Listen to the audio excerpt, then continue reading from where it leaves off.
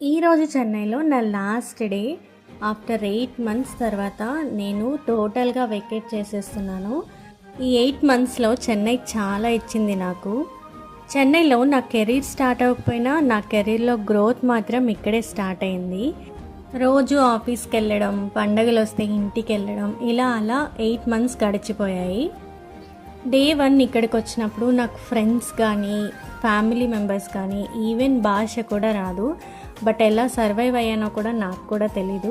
But ఇప్పుడు చాలా memories, మంచి ఫ్రెండ్స్తో చెన్నై నుండి లీవ్ అవుతున్నాను. అసలు చెన్నై లొకేషనే వద్దనుకున్నాను నేను ప్రెషర్గా ఉన్నప్పుడు. నాకు ఆపర్చునిటీ వచ్చినప్పుడు అప్పుడు ఎందుకు వెళ్ళడం దూరం అని వదిలేసుకున్నాను.